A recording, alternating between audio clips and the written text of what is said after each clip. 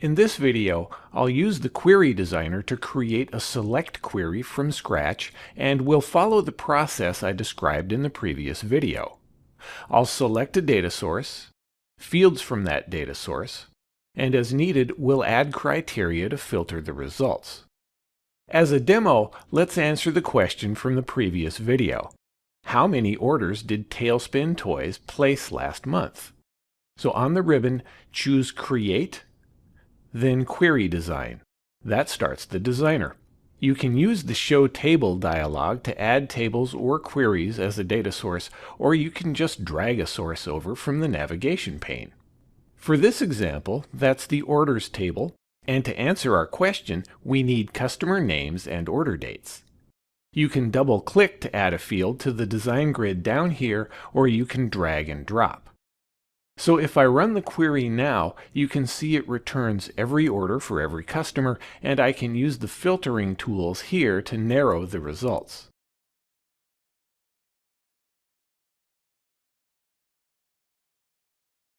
But if you add criteria to a query, you can get the same result every time.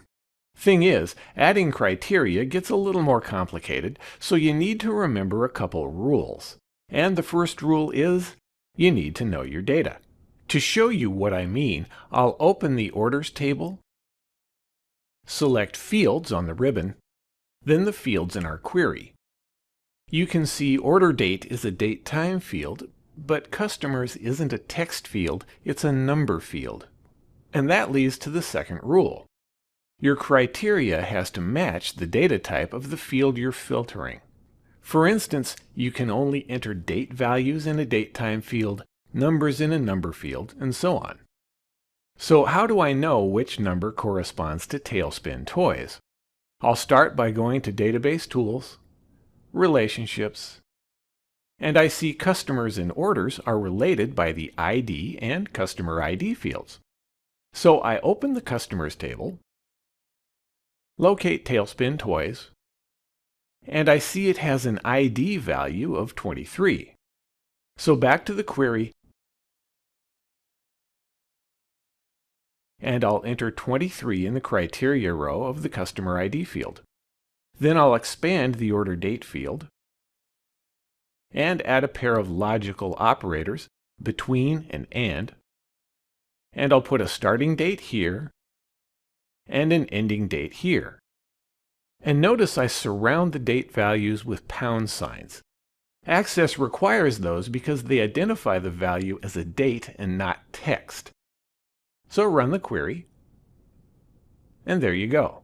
Just the orders placed by Tailspin last month. Now let's go back and look at the Query Designer for a minute.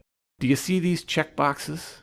If you clear them, you hide your field from the result, like so. The field is still in the query, you just don't see it in the results. Also, if you want to return a portion of the result, such as the top 5 values or maybe the bottom 25% of a data set, select a value from the return list. Then here in the design grid, go to the Sort row and select Ascending or Descending.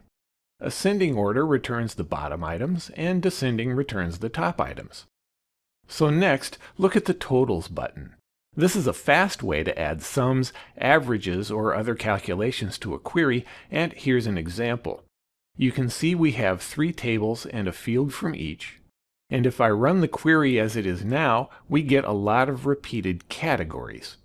So back to Design View, click Totals, and notice that Access groups the records in the query. Run the query again, and now it calculates the number of items sold in each category. Sort the results, and you can see which categories sell the most or the least. So next, I'll show you how to create a select query that uses multiple data sources. That involves understanding a database component called a join, so keep going.